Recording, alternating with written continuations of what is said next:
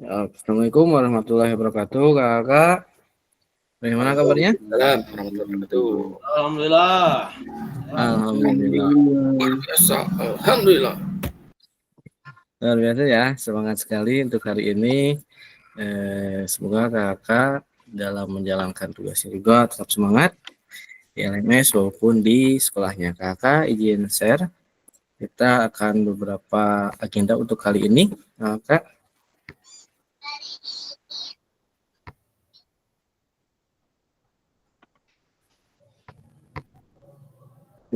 Catat terlebih jauh.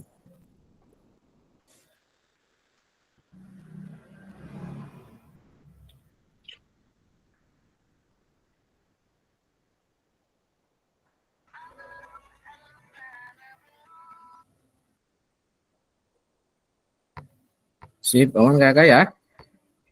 Untuk tampilan sip kakak, untuk pertemuan kita kali ini di aksi nyata praktik pembelajaran PJOK yang berpusat pada peserta didik di program pengembangan kompetensi guru, pendidikan jasmani, olahraga dan kesehatan.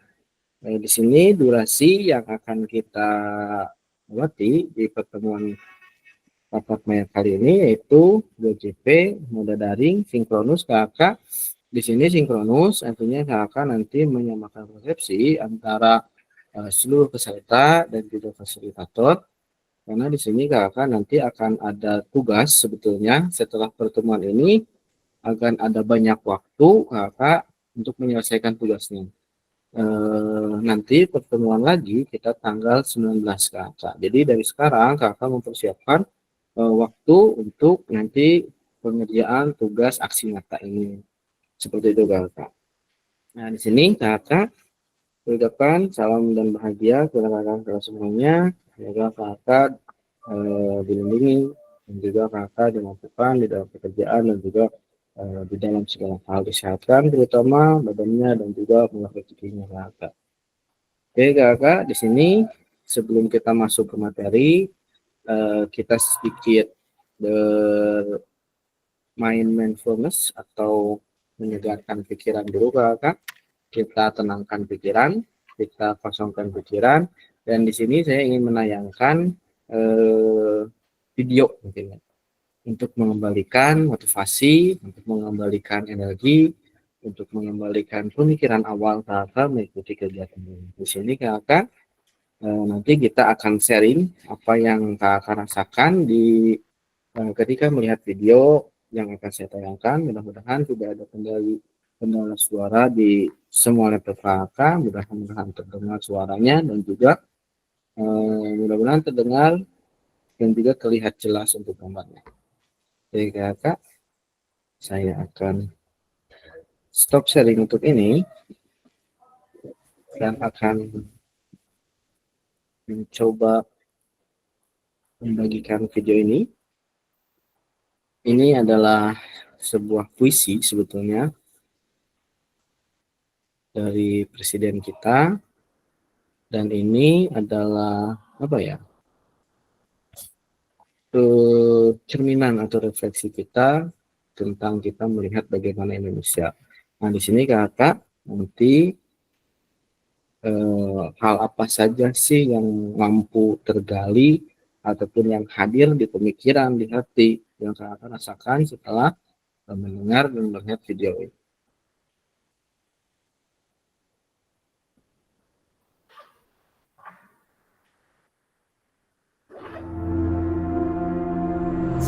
Aku melihat Indonesia, karya Bung Karno.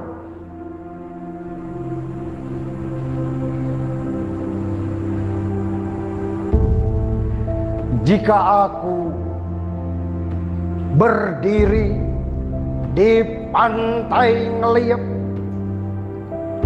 aku mendengar lautan Hindia bergelora membanting di pantai Ngeliep itu. Aku mendengar lagu sajak Indonesia. Jikalau aku melihat sawah-sawah menguning menghijau. Aku tidak lagi melihat batang-batang padi yang menguning menghijau. Aku melihat Indonesia. Jikalau aku melihat gunung-gunung, Gunung Merapi, Gunung Semeru, Gunung Merbabu, Gunung Tangkuban Perahu, Gunung Kelebat, dan gunung-gunung yang lain, aku melihat Indonesia. Jikalau aku mendengar lagu-lagu yang merdu dari Batak, bukan lagi lagu Batak yang kudengar, aku mendengar Indonesia. Jikalau aku mendengar Pangkur Palaran, bukan lagi Pangkur Palaran yang kudengarkan, aku mendengar Indonesia. Jikalau aku mendengar lagu Olesio dari Maluku, bukan lagi aku mendengar lagu Olesio dari Maluku, aku mendengar Indonesia. Jikalau aku mendengar burung perkutut menyanyi di pohon ditiup angin yang sepoi-sepoi, bukan lagi aku mendengar burung perkutut, aku mendengar Indonesia. Jikalau aku menghirup udara ini, aku tidak lagi menghirup udara ini, aku menghirup Indonesia. Jikalau aku melihat wajah anak-anak di desa-desa dengan mata yang bersinar-sinar, Pak Merdeka, Pak Merdeka, Pak Merdeka, aku bukan lagi melihat mata manusia, aku melihat Indonesia.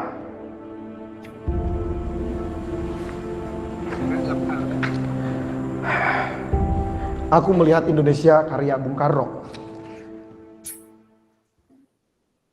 Rumah di mana?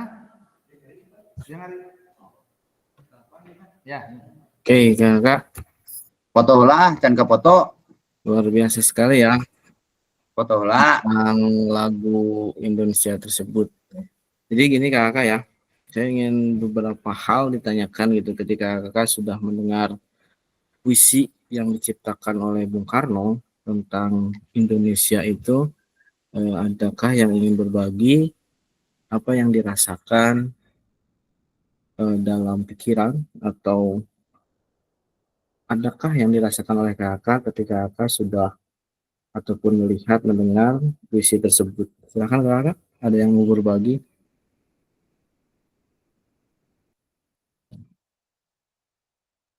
Yang dipoto lah. Soalnya can ke foto. Siap. Bah, foto bah. Aman. Aman. Silakan kakak, ada yang mau berbagi? Aduh, ingat aku mikir. Ya. Silakan kakak, ada yang mau berbagi? Oke, silakan gantian berbagi tentang apa yang dirasakan setelah melihat puisi tersebut. Baik, terima kasih Kak.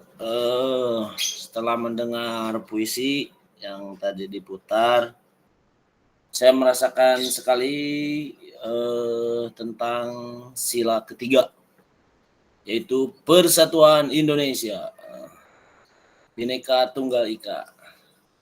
Karena tadi disinggung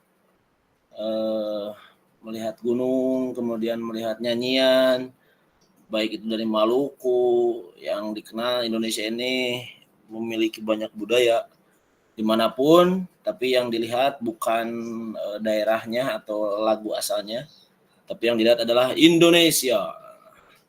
Berarti kita harus bersatu bahwa Indonesia ini dengan Bhinneka Tunggal Ika-nya Dan yang saya rasakan seperti itu ketika mendengar puisi tadi. Itu Kak, mungkin. Terima kasih. Siap. Terima kasih kalian sudah berbagi, luar biasa sekali ya. Jadi benar sekali kakak, ketika kakak mendengar, artinya menghayati, memaknai sebuah puisi dari yang kita sudah dengarkan, kakak mungkin akan terbawa gitu secara emosi, dan arti kata membangun kembali semangat keindonesiaannya, membangun semangat lagi cinta tanah airnya juga, dan juga membangun rambu-rambu ataupun semangat sebagai kita sebagai pendidik, di mana kita itu harus menghadirkan kepada seluruh mungkin ya peserta didik kita bagaimana cara menumbuhkan keindonesiaan tersebut, dan juga bagaimana kita sebagai guru itu harus mampu menanamkan nilai, norma, aturan, dan juga hal-hal positif lainnya tentang keindonesiaan tersebut. Katian tadi menyinggung masalah Pancasila seperti itu ya Katian. Di sana banyak sekali ketika para pendiri mungkin ya, para pendiri bangsa kita yang dipikirkannya adalah tentang Indonesia atau tentang negara, gitu kan. Nah kita sebagai penerusnya pun mungkin haruslah berpikir sejauh mana kita sudah berkontribusi kepada bangsa dan negara ini. Siap kakak, kita lanjut ke selanjutnya. Di sini kakak, sebelum kita mulai, sebenarnya sudah dimulai ya kakak ya. Tapi di sini ada kesepakatan kelas yang harus kita sepakati bersama, di mana kesepakatan kelas ini adalah yang pertama menyalakan kamera ketika pertemuan daring dimulai, terus mematikan mikrofon ketika kakak memang tidak ada hal yang ingin ditanyakan. Hadir seutuhnya di dalam kegiatan tatap muka ini, karena kakak di sini kita akan membahas poin-poin penting apa saja yang akan kita buat ketika nanti di proses aksi nyata. Terus kita sama-sama menghargai waktu kakak, di mana kita akan 2 jam pelajaran ke depan bersama-sama, dan setelah itu kakak bisa melanjutkan aktivitasnya kembali. Terus kita akan memaksimalkan fitur chat, di mana memaksimalkan fitur chat ketika kakak mengalami kendala baik mikrofon, sinyal, ataupun kendala lainnya sehingga tidak dapat berkomunikasi, kakak silahkan menggunakan fitur chat. Kakak bisa raise hand atau ajukan tangan ketika kakak merasa ada yang perlu ditanyakan ataupun hal yang kurang jelas dari apa yang saya sampaikan. Terus gangguan teknis adalah hal yang wajar kakak anggap wajar, dan juga tim pengembang anggap wajar ketika kakak mengalami kendala teknis secara daring. Tapi kakak jika ada kendala di dalam LMS silahkan laporkan ke kami akan tindak lanjuti. Seperti itu kakak. Apakah ada yang ingin ditambahkan kakak? Cukup? Cukup ya, aman. Silakan. Siap, kita lanjut kakak. Di sini tujuan sesi untuk kali ini adalah yang pertama, kita akan merefleksi sebetulnya kita akan berbagi sih untuk sesi kali ini. Yang pertama yaitu merefleksikan koneksi antar materi. Jadi kita akan mencoba mengkoneksikan dari materi 1 atau modul 1 sampai dengan modul 2 yang telah kakak pelajari, terus memahami penugasan aksi nyata. Ini yang paling ditekankan kakak di pertemuan kali ini, yaitu nomor 2, yaitu memahami penugasan tentang aksi nyata yang kakak akan buat. Oke, selanjutnya kakak kita lanjut. Nah, di sini untuk agenda kita kali ini yaitu kita mencoba merefleksikan. Kakak boleh sambil membuka LMS-nya ataupun modul-modul ataupun tugas yang sudah dikerjakan untuk mencoba berbagi dan juga mengingat kembali atau mengoneksikan antar materi modul 1 dengan modul 2. Yang kedua adalah menjelaskan, nanti saya akan menjelaskan tugas aksi nyata, yaitu pengantar tugas, penjelasan teknis, refleksi keterampilan, menjadi PJOK yang berpusat pada peserta didik, dan juga ada penilaian serta lini masa, ada dialog, nanti diskusi tanya jawab kakak, tanya jawab secara langsung tentunya, terus nanti ada penutup. Seperti itu kakak untuk agenda kita kali ini. Nah di sini ada refleksi koneksi antar materi modul 1 dan juga modul 2. Jadi kakak di situ apa saja sih yang pernah kakak pelajari dari modul 1 sampai modul 2, nanti kita akan koneksikan atau kita akan kaitkan karena dari berbagai macam modul itu nanti akan mengerucut kepada produk aksi nyata KKK, di mana produk itu haruslah mengandung ataupun memuat unsur-unsur dari apa yang sudah kakak pelajari. Dari mulai pembelajaran-pembelajaran sebelumnya sampai ke akhir kemarin, yaitu tentang penilaian yang otentik itu. Jadi semuanya akan terkoneksi atau harus muncul di dalam produk aksi nyata yang kakak terapkan nanti di kegiatan ataupun di pembelajaran aksi nyata tersebut. Oke kakak, di sini ada beberapa hal. Oke, di sini ada beberapa pertanyaan kakak. Sejauh apa pemahaman yang terkait keterampilan mengajar PJOK yang efektif? Nah, di sini ada pertanyaan, sejauh apakah mungkin ya pertanyaannya, kakak memahami pembelajaran PJOK yang efektif itu dan dikaitkan dengan pemahaman keterampilan PJOK itu yang mendukung paradigma terhadap PJOK yang berpusat pada peserta didik. Silakan kakak, adakah yang mau berbagi sejauh mana pemahaman kakak terkait dengan keterampilan mengajar PJOK yang efektif? Yang efektif itu seperti apa sih menurut kakak gitu? Dan jika sudah ataupun belum, berikan alasannya kakak. Silakan kakak untuk mengingat kembali pembelajaran yang efektif itu seperti apa dan sudah kakak pelajari dari modul 1 sampai ke modul 2 yang pada pokoknya efektivitas ini ada di modul 2 kakak.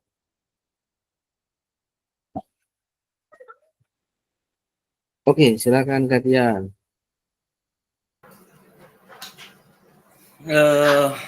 Tentang keterampilan mengajar PJOK yang efektif, itu yang saya ingat itu, ini sejauh apa ya pemahamannya. Yang saya ingat itu mengajar PJOK yang efektif itu yang apa namanya, sesuai dengan 9 aspek atau ya 9 aspek dan 4 kriteria itu kan, kalau nggak salah itu 4 kriteria yang diantaranya 9 aspek itu ada yang tujuan, maaf kalau salah, tujuan pembelajaran harus jelas itu kan, itu kriterianya, aspeknya. Kemudian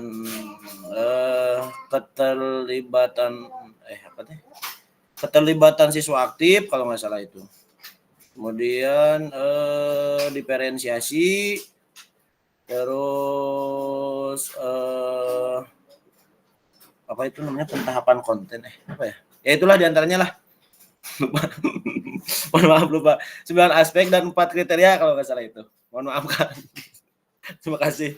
Siap, luar biasa ya, latihan mampu gitu mengingat kembali flashback ke belakang, itu di modul 2.1 ya latihan ya.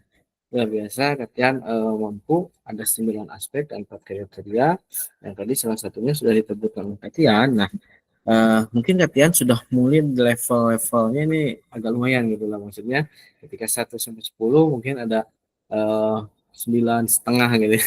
Senang, luar biasa sekali karena ada beberapa hal memang kakak yang harus perlu ditekankan kita sebagai guru PJOK bahwasanya pembelajaran yang efektif itu memang ada 9 aspek dan 4 kriteria yang tadi kalian sebutkan.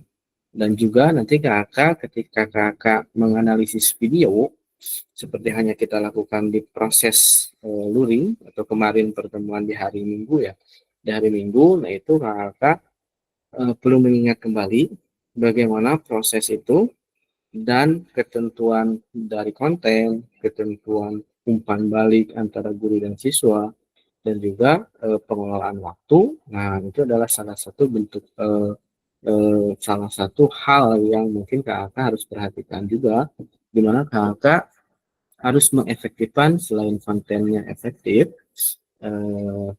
juga ada umpan balik dari guru ke siswa serta ada pengefektifan waktu.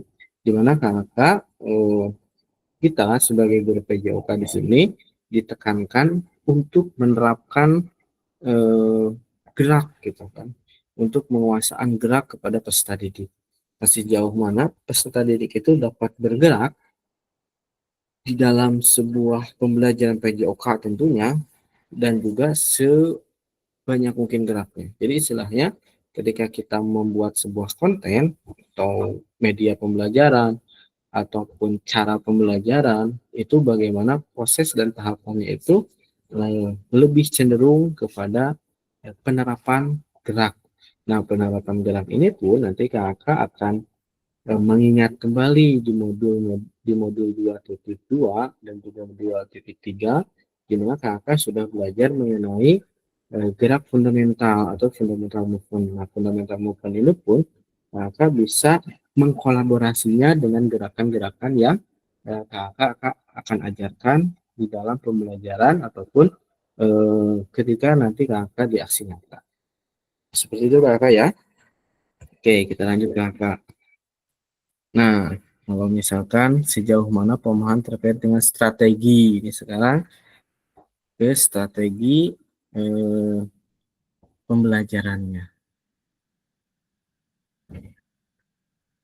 Oke kakak, ada yang mau berbagi lagi nih? Kalau tadi di sini mengenai keterampilan yang efektif, sekarang strategi mengajar.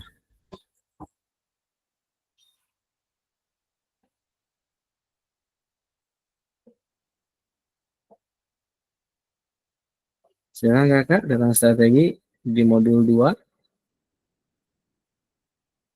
Oke, silakan Ketian, luar biasa. Biar tidak jempling. Habisnya berbagi sih. Mengenai strategi mengajar, yang paling saya ingat itu ada non instruksional dan instruksional, itu dah yang saya ingat, Mas. Non instruksional seperti pakaian kan, kemudian naon gini dan apa tuh titik henti apa tuh titik henti ya kalau nggak salah itu ya, kemudian pengelompokan peserta didik dan lain-lain. Kemudian yang instruksional mah seperti yang saya di waktu luring itu, demonstrasi dan pemodelan, itu bagian tugas saya. Kemudian yang kedua kalau tidak salah apa ya, konten progresi konten kalau nggak salah. Mohon maaf kalau salah. Itulah diantaranya. Mohon maaf kalau salah. Siap, luar biasa Ketian ya. Jadi alhamdulillah nih kakak, maksudnya ketika di luring mungkin ya ada beberapa hal yang mungkin dibagikan, di-sharing dan juga diperkuat. Kakak masih ingat nih tadi kakak ada beberapa menyebutkan. Terus ketika di daring kemarin, ketika menulis strategi, banyak sekali tadi disebutkan ada non-instruksional, induksional, ada tentang titik kumpul, makanya yang paling populer karena itu disebutkan kumpul-kumpul, ini titik kumpul. Nah itu mungkin yang paling diingat gitu kan.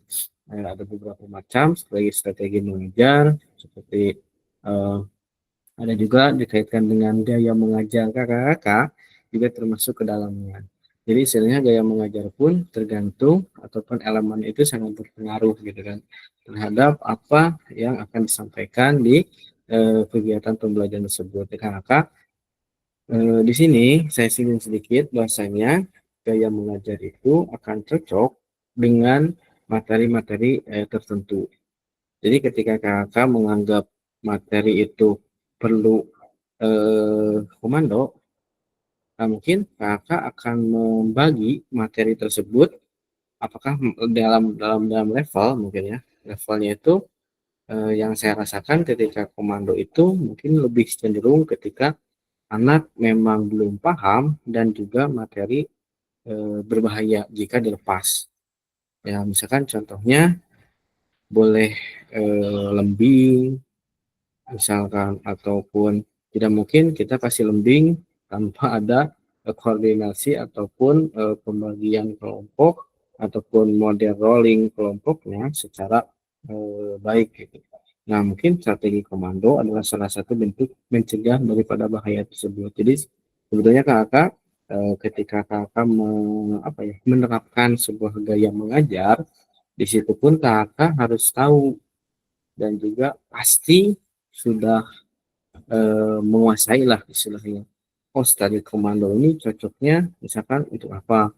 Jadi yang saya rasakan strategi komando itu tidak semua mungkin jelek, tetapi ada bagian pelajaran yang memang perlu strategi menggunakan strategi komando, terutama salah satunya adalah mata ajar ataupun materi yang memang anak itu perlu bimbingan khusus ataupun ketika materi tersebut dianggap kita menimbulkan resiko bahaya yang sangat tinggi.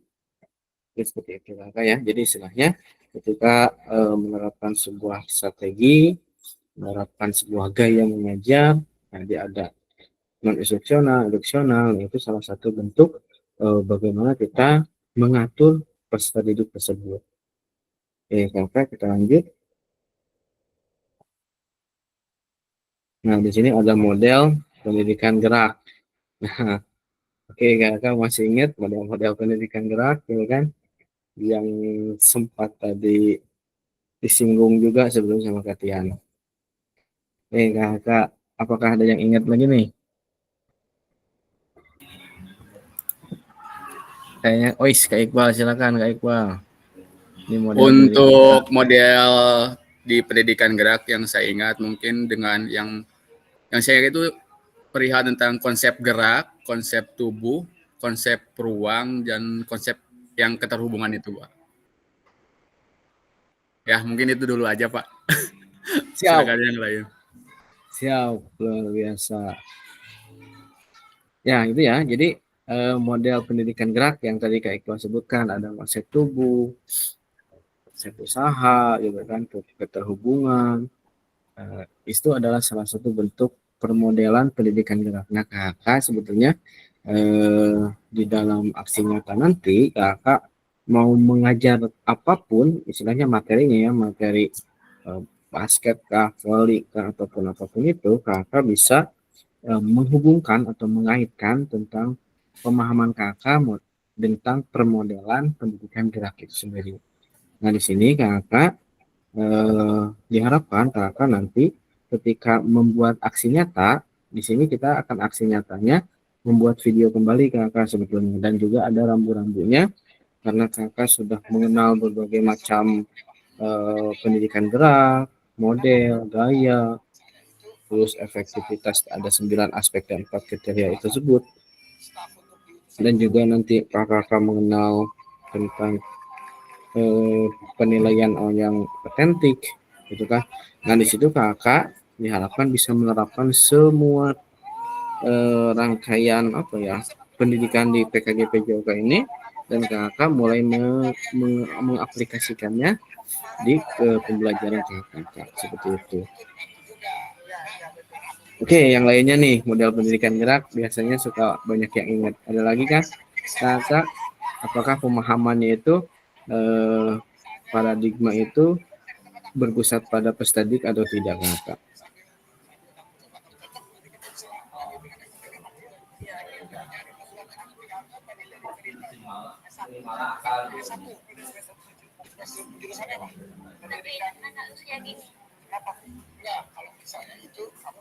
Oke, kakak, apakah ada yang mau tanyakan dulu sebelum kita lanjut nih? Aman kakak ya? Oke, kita lanjut.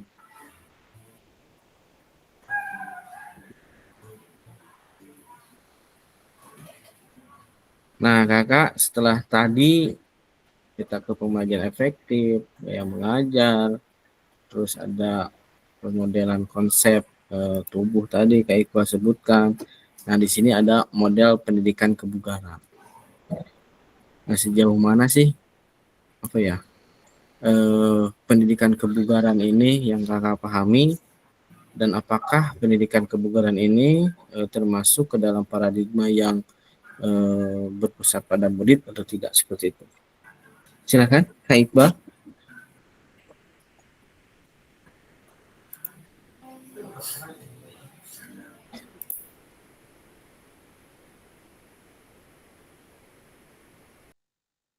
Oke, gantian silakan. Ya, duaan ya. Kita teruskan Pak Iqbal. Kak Hendy, kemana Kak Hendy itunya? Di Salawatan. Oh, selamat. Silakan Kak. Mengenai Kebugaran. model apa itu teh, model pendidikan kebugaran itu tentunya yang saya ingat itu ada komponen kebugaran, ada apa namanya, komposisi tubuh kalau nggak salah itu, ada fleksibilitas, kemudian ada apa ya, kardiorespiratory ya, itu komponennya itu kalau nggak salah tuh. Kemudian ada overload itu apa ya, overload prinsip latihan ya, overload itu kan. Kemudian progression kalau nggak salah itu, dan lain sebagainya. Kemudian yang saya ingat lagi yang PIT itu, yang PIT yang PIT itu frekuensi kalau nggak salah itu PIT itu ya, intensitas ya. Intensitas, time and type gitu kan. Itulah diantaranya yang saya ingat itu mengenai tentang model pendidikan kebugaran. Terima kasih Kak Iqbal, lanjut. Sepemikiran sama Pak Tian, Pak. Tapi menurut Kak Iqbal, apakah itu merupakan salah satu pendukung untuk paradigma terhadap pendidikan jasmani yang berpusat pada peserta didik tidak? Untuk program pendidikan kebugaran ini, saya rasa sih emang berpusat untuk ke peserta didik, karena pada dasarnya seorang guru merancang sebuah program latihan yang ya intinya yang berguna bagi muridnya agar peningkatan prestasinya lebih meningkat. Mungkin seperti Siap. itu dari saya. Siap, luar biasa. Kita lanjut Kakak ya. Jadi tadi sebetulnya kalau digali banyak gitu ya. Ada tadi prinsip latihan, gitu kan, yang Kak Tian coba gali gitu. Nah sebetulnya Kakak nanti kenapa Kakak disuruh untuk feedback ke belakang? Jadi nanti di dalam penerapan pembelajarannya sebetulnya nanti penerapan pembelajarannya kita kan Kakak sudah tahu tuh ada waktu tunggu, waktu instruksi, gitu kan, waktu aktivitasnya. Nah itu salah satu bentuknya nanti Kakak harus lebih mengutamakan aktivitasnya gitu daripada waktu tunggunya ataupun waktu instruksinya, seperti itu. Nah, pertanyaan lagi Kakak tentang sport education model gitu kan, atau biasa kita sebut dengan SEM mudahnya. Nah, Kakak silakan. Apakah ada yang masih ingat tentang SEM gitu? Oke, Kak Iqbal kayaknya nih mau bersuara. Sudah senyum-senyum, silakan. Kak Tian yang udah siap kayaknya, Pak. Saya lagi mencerna dulu nih. Mencerna. Oke, silakan tentang SEM. Kalau tentang SEM itu karena masih hangat. SEM, jadi artinya SEM itu memberikan sebuah pengalaman pada peserta didik melalui pertandingan olahraga gitu. Singkatnya seperti itu. SEM itu. Jadi ada tahapan-tahapannya, bagaimana peserta didik harus bertanggung jawab kepada setiap tugasnya. Itu kan seperti yang kita praktikkan kemarin, ada yang tugas menjadi guru, ada yang tugas menjadi pendaftaran, supporter dan lain sebagainya. Nah, jadi peserta didik ini diberikan pengalaman khusus melalui pertandingan olahraga gitu. Itu menurut saya. Lanjut, Pak Iqbal. Lanjut, Baik Pak. Apakah ini sudah mendukung ke dalam paradigma PJOK yang berpusat pada peserta didik Kak Iqbal? Agak banyak dikit Kak Iqbal. Untuk SEM ini mungkin karena pada dasarnya SEM adalah sebuah pengalaman bagi peserta didik yang nyata di bidang olahraga. Ya, pada dasarnya mungkin itu sangat memberikan sekali peran bagi peserta didiknya untuk berkembang, baik sebagai mungkin atletnya dan lain-lainnya. Jadi sesuai minat dan bakatnya mungkin. Ya, jadi bisa dikembangkan sesuai minat bakat peserta didik untuk dalam cabang olahraganya. Ya, mungkin itu Pak. Siap. Menambahkan. Oh, silakan, Katian menambahkan. Jadi memang SEM ini kan apakah pemahaman saya terhadap sport education sudah mendukung paradigma terhadap PJOK yang berpusat pada peserta didik? Nah, yang jelas SEM ini adalah pasti berpusat kepada peserta didik karena dalam SEM itu peserta didik dituntut untuk aktif semuanya. Tidak ada yang nganggur. Sisanya yang nganggur jadi supporter wayahnya gitu ya. Jadi artinya semua peserta didik harus terlibat aktif sesuai dengan tugas-tugasnya. Itu menurut saya. Jadi paradigma terhadap PJOK yang berpusat pada peserta didik ini cocok apabila dalam satu pembelajaran kita menerapkan SEM dan memang kalau melihat tata caranya dan lain sebagainya memang membutuhkan waktu yang memang lama gitu kan. Tidak hanya seminggu 2 minggu, tapi bagaimana anak ini dibentuk dari awal supaya bertanggung jawab kepada setiap tugasnya. Dan yang paling intinya itu di dalam SEM ini adalah melibatkan semua siswa. Artinya semua siswa itu, semua peserta didik harus aktif terlibat. Begitu Kak, terima kasih. Siap. Wah, luar biasa sekali ya Kakak. Tentang SEM ini memang salah satu bentuk pembelajaran yang kompleksitasnya itu paling kompleks itu loh. Jadi sebenarnya sebetulnya dari Katian bahwasanya SEM ini salah satu bentuk model pembelajaran yang memang kompleks dan juga keterlibatan peserta didiknya paling tinggi. Dalam arti kata di dalam SEM ini semua kebutuhan belajar atau keinginan ataupun model belajar siswa itu dapat diakomodir gitu kan, dapat diakomodir dalam satu gerbong, di mana ketika kita sebagai guru mengadakan SEM atau Sport Education Model ini, kita pun mencoba mengakomodir semua kebutuhan siswa.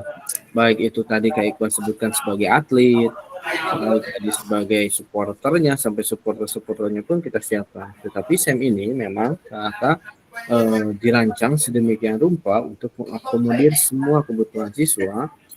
Tentang apa? Karena SEM di sini bukan hanya tentang pengalaman gerak, gitu kan?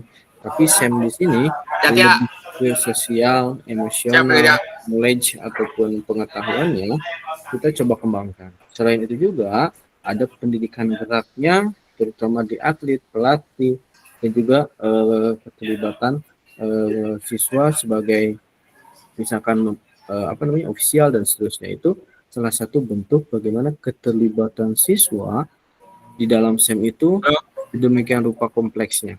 Dan terutama pengelolaan emosi. Di situ maka kita ketahui SEM itu kompleks dan juga siswa itu dapat mengelola emosinya. Bagaimana mereka menerima kritik, ketika menjadi panitia pasti saja ada yang dikritik. Ketika mereka menjadi wasit, bagaimana mereka mengambil keputusan yang cepat dan juga tepat gitu kan bahasanya. Ketika mereka memang menemukan sebuah kesalahan ketika pemain yang menurut mereka itu melanggar. Dan kita pun sebagai guru harus mau mengevaluasi itu semua untuk apa? Untuk keberhasilan SEM tersebut. Karena SEM ini bukan antara kalah dan menangnya, tetapi bagaimana kompleksitas kita sebagai guru untuk mampu mewadahi semuanya serta di dalam SEM ini, terutama di sosial emosional gitu kan. Jadi mulai terlatihlah anak-anak itu, karena di olahraga pun kita harus menyiapkan masyarakat yang siap terjun di masyarakat tersebut. Jadi bukan hanya sebatas bisa menerima kemenangan saja, bukan hanya bisa mengeritik, tapi harus mau menerima kekalahan dan bisa dikritik. Seperti itu Kak, secara kompleksitas. Kita lanjut, Kak. Ini masih hangat nih, malam kemarin lah. Oke, Kakak, tentang pemahaman Kakak terkait asesmen otentik. Silakan Kakak. Kayaknya ada Kak Iqbal, Kak Irman, Kak Tian nih. Dan Kakak yang lainnya, silakan. Udah seingat kah tentang apa itu asesmen yang otentik dan mendukung ke pembelajaran PJOK yang berpusat pada peserta didik nggak sih asesmen tersebut?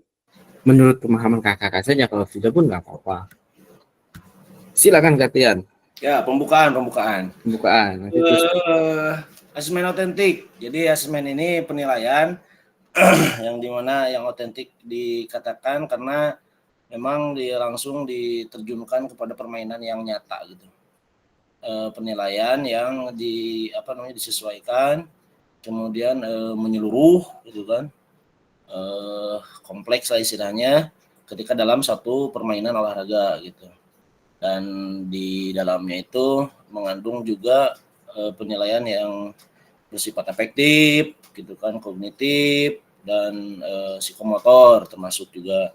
Jadi kompleks istilahnya. Jadi setiap siswa ini bahkan ada penilaian yang istilahnya sejawat juga gitu. Penilaian yang dilakukan oleh siswa tersebut tapi disesuaikan dengan rubriknya yang sudah kita berikan kepada siswa tersebut. Itu mengenai asesmen otentik. Gitu Kak. Pembuka ini. Terima kasih. Siap, sama-sama Kak Tian, luar biasa sekali ya. Kak Tian sudah mampu. Bahwasanya asesmen otentik itu ya satu hal yang kompleks gitu dalam bentuk permainan. Kenapa dibilang otentik?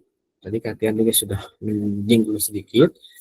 Di situ memang kakak kita itu sebagai guru olahraga kadang-kadang ketika penilaian hanya mengukur hasil gitu ya. Jadi ketika renang ya sampai dari ujung ke ujung misalkan, udah yang itu yang dinilai. Oh, nyampe dengan waktunya, udah seperti itu. Tetapi ada hal yang harus kakak perhatikan ketika autentik itu bisa dipertanggungjawabkan. Jadi ketika kakak misalkan dalam di sini kita penilaian secara otentik yaitu secara keseluruhan, dan juga kakak bisa dikembangkan kembali penilaian otentik ini ke dalam satu hal ataupun ke cabangan, misalkan ke renang, di mana kakak selain waktu dan juga sampai tidaknya anak tersebut, kakak bisa mengukur bagaimana gerakan kakinya, gerakan tangannya, ngambil napasnya di dalam satu rubrik. Jadi ketika kakak menilai anak itu baik itu 7, 6, 9, ataupun 10, itu adalah sebuah kompleksitas. Jadi yang sebenarnya autentik si anak itu memang dapat seperti itu. Nah, di sini kaitannya dengan pembelajaran autentik yang kita pelajari, bahwasanya lebih kompleks lagi dalam sebuah permainan, tentu saja ada kerjasama tim, pengetahuannya dia, terus ada juga keterampilan gerak motoriknya, cara mengopernya, cara menendangnya, endingnya, apapun itu sesuai dengan tujuan pembelajaran kakak. Ketika pembelajaran kakak bertujuan untuk misalkan di dalam sepak bola ada kerjasama timnya gitu kan di dalam tujuan pembelajarannya, mampu bekerja sama secara tim, biasanya seperti itu kan dalam misalkan sepak bola ataupun berkelompok, permainan kelompoknya. Nah, asesmen otentik inilah diturunkan sebagai pengukur apakah tujuan pembelajaran yang kakak sebutkan tadi di dalam tujuan pembelajaran itu tercapai atau tidak.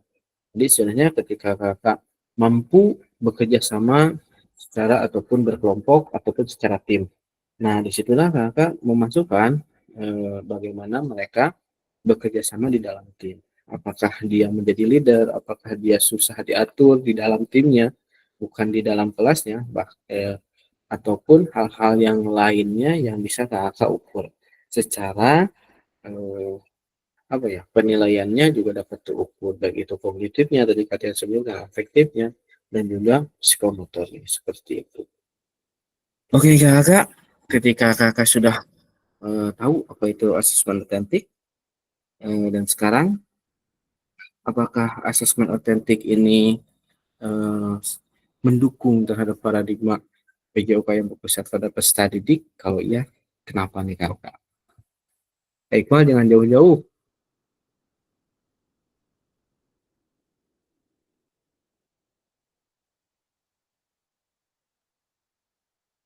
Oke, silakan kakak, apakah mendukung?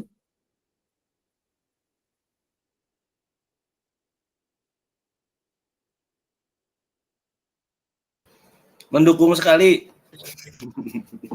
Siap, mendukung sekali ya, istimewa. Kita lanjut kakak. Di sini ada keterampilan pedagogik guru PJOK yang berpusat pada peserta didik. Lanjut kakak. Nah, di sini ada perubahan diri guru kelas dalam PJOK. Itu adalah tujuannya. Jadi keterampilan pedagogik guru PJOK itu yang berpusat pada peserta didik untuk merubah paradigma perubahan diri dalam kelas di dalam diri PJOK.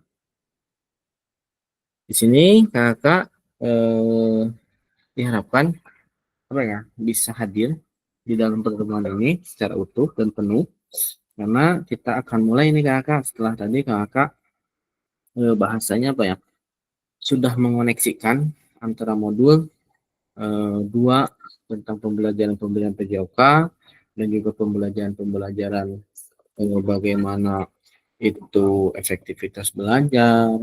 Tadi Katian juga sudah singgung, ada lagi gaya mengajar, dan juga ada lagi asesmen otentik dan hal-hal yang berkaitan dengan pembelajaran di PJOK yang terutama berpusat pada peserta didik. Nah, di sini kakak ada penjelasan tugas aksi nyata di mana kakak diharapkan bisa memberikan hal terbaiknya, mungkin yang terbaiknya di dalam di aksi nyata kali ini, di mana ada rambu-rambunya kakak. Di sini ada pengantar, kita mulai dari pengantar kakak.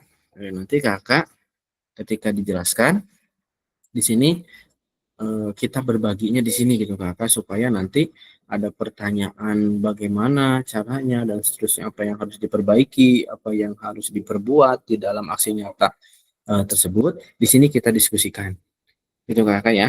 Jadi disinilah waktunya kita untuk berdialog, berdiskusi ketika kakak masih ada yang mau ditanyakan gitu. Di sini ada pengantar tugas. Setelah kakak mempelajari modul 1 dan juga modul 2, kakak diharapkan dapat mengimplementasikan eksplorasi pemahaman dalam bentuk aksi nyata. Di sini nanti kakak implementasi praktek pembelajaran yang berpusat pada peserta didik di kelas yang diampu. Itu bebas. Jadi istilahnya ya kelas berapapun, misalnya SMA dari kelas 10 sampai kelas 12 itu bisa. Ketika nanti membuat video aksi nyata. Di sini akan dinilai oleh fasilitator di dalam LMS-nya itu sendiri.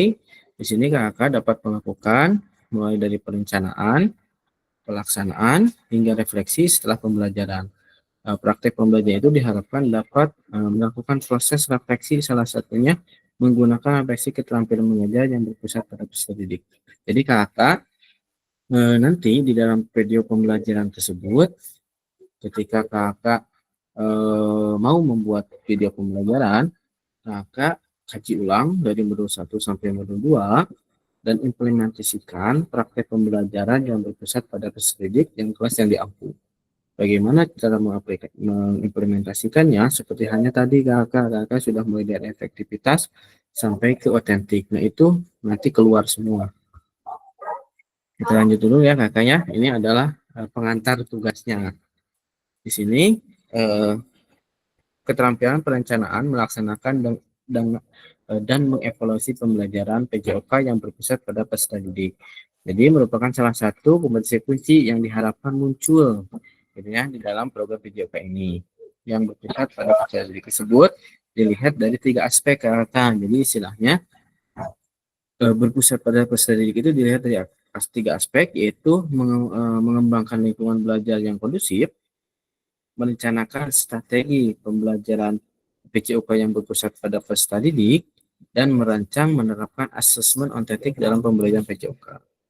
Itu ya, itu aspeknya. Jadi kakak silahkan kembangkan lingkungan belajar yang kondusif, ciptakan lingkungan belajar yang senyaman dan seaman mungkin bagi peserta didik, di mana kakak di situ di modul 1 atau modul 2.1 kakak nanti bisa buka kembali bahwasanya kita sebagai guru PJOK itu harus mampu mengembangkan menciptakan lingkungan yang nyaman dan aman bagi peserta didik, di mana kita harus membaca arah matahari, membaca lingkungan sekitar, apakah membahayakan atau tidaknya, dengan dengan titik kumpul tadi kalian sebutkan bahwasanya ketika kakak membariskan pun tidak harus seperti barisan upacara gitu kan yang sudah kita pelajari, di mana barisan-barisan seperti halnya setengah lingkaran ataupun melingkar sekalipun itu silakan saja, tetapi dengan catatan posisi guru dan posisi peserta didik itu harus terlihat jelas. Untuk apa? Untuk kenyamanan peserta didik. Ketika kakak berada di tempat yang panas ataupun mengajar di siang hari, kakak silahkan apakah ada tempat atau pepohonan rindang, itu kakak bisa menggunakannya untuk apa? Untuk berbagi informasi dahulu sebelum kakak menggunakan anak-anak di lapang terbuka yang pasti siang hari cukup panas. Karena kenapa? Karena kalau kakak langsung di tempat yang panas memberikan informasi ataupun instruksi, otomatis anak-anak tidak akan konsentrasi terhadap kakak. Jadi konsentrasinya pasti akan terbagi dua antara dirinya merasa kepanasan dan informasi yang harus ditangkap. Nah nanti kakak silahkan kembangkan lingkungan yang kondusif dan senyaman seaman mungkin bagi peserta didik. Terus kakak jangan lupa menerapkan pembelajaran yang berpusat pada peserta didik yang tadi, terutama di model-model pendidikan gerak kakak. Jadi istilahnya kakak seperti halnya kita ketahui kemarin gitu kan, kita sudah coba ada pengajaran pendidikan gerak tentang konsep tubuh gitu kan, kalian tuh yang melakukan konsep tubuh dengan bola volinya. Nah itu bisa ditambah bagaimana mereka movement atau disebutnya gerakan apa saja yang dapat mendukung ke passing tersebut dengan konsep tubuh. Misalkan yang kemarin kan konsep tubuh passing bawah kalau nggak salah saya pernah itu dilihat di daring di luring ya. Itu seperti itu kakak. Silakan penerapan strategi pembelajaran apa yang kakak akan gunakan. Yang tadi dari efektif sampai ke otentik. Dan juga kakak di dalam video tersebut harus terlihat kakak merancang dan menerapkan asesmen yang otentik dalam pembelajaran. Jadi kakak ketika selesai pembelajaran seharusnya langsung penilaian. Gitu kakak. Ketika kakak di sini kan konsepnya hanya 1 kali pertemuan gitu ya. Nah, diusahakan ketika selesai pertemuan itu harus melakukan asesmen atau penilaian. Untuk apa? Untuk mengetahui apakah tujuan pembelajaran kita tercapai atau tidak. Bahasanya seperti itu sih. Jadi apakah tujuan pembelajaran itu dalam satu waktu tersebut tercapai atau tidak. Nah, kakak nanti di dalam video munculkan anak-anak ataupun mau asesmen seperti apa yang kakak munculkan. Kalau kemarin saya asesmennya anak-anak, jadi anak-anak dibagi rubrik penilaian seperti halnya tadi kemarin kita sudah buat rubriknya kan. Nah, anak-anak menilai permainan di kelompok yang lainnya. Nanti kelompok yang lainnya sudah berhenti bermain, nah, dilanjut yang menilai berarti bergantian main dan yang main bergantian menilai. Nah, itu adalah salah satu bentuk perancangan penerapan asesmen otentik dalam pembelajaran PJOK. Jadi seperti apa nanti terapannya silahkan saja kakak dikembangkan oleh kakak. Terus keseluruhan aspek tersebut akan diamati dan dinilai fasilitator berdasarkan RPP ataupun modul agile yang sudah dibuat, membuat rancangan asesmen yang otentik. Jadi kakak diharapkan nanti ketika di RPP itu model berdiferensiasinya muncul. Terus ada lagi model keselamatannya muncul. Gitu ya. Kan kita sudah belajari bahwasanya di dalam RPP PJOK itu harus ada teknik keselamatan. Itu yang baru tuh. Nah, itu muncul nanti di RPP-nya di teknik keselamatannya. Terus nanti ada rancangan rubrik asesmen yang otentiknya di dalam RPP tersebut. Itu ya. Jadi istilahnya ada rancangan asesmen otentik dan juga nanti seperti biasa kakak direkam video dalam saat melaksanakan pembelajaran PJOK yang di kelas masing-masing. Videonya masih 30 menit. Jadi nanti kakak rekaman video berisi satu kegiatan pembelajaran awal, yang kedua kegiatan pembelajaran inti, terus refleksi pas. Jadi istilahnya nanti ada kegiatan pembelajaran awal, yang kedua ada pembelajaran inti. Nah, pembelajaran inti ini maksimal 30 menit tanpa edit, lebih bagus ya tanpa edit. Terus yang ketiga kegiatan pembelajaran akhir, istilahnya pendinginan, terus refleksi pasca pembelajaran dan testimoni ya kan nanti dimunculkan. Jadi ada refleksi pasca pembelajaran, ya evaluasi secara bersama bagaimana pembelajaran tersebut, itu masih dari guru ataupun bisa dari murid, tergantung gaya belajar apa nanti yang kakak ambil. Nah, masih ingat kakak ya, ada gaya belajar, ada 3 aspek yang nanti kakak akan sematkan di situ. Nah, meskipun kakak direfleksi di pembelajaran, itu silahkan refleksikan oleh kakak atau oleh peserta didik, silahkan. Terus nanti ada testimoni peserta didik. Setelah kakak belajar gitu kan, selesai, habis waktunya, nah kakak wawancarai 1 ataupun 2 orang mengenai pembelajaran yang sudah dilakukan. Itu apakah seperti apa pertanyaannya? Itu silahkan kakak kembangkan. Mau menanyakan apapun silahkan gitu kakak. Oke kakak, sampai sini ini pokoknya di sini sebetulnya. Ada yang ditanyakan nggak kakak?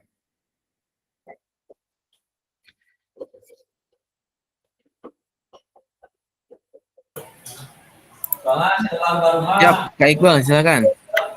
Untuk pembuatan video ini berarti hampir sama seperti video yang kemarin, mungkin ya. Tapi mungkin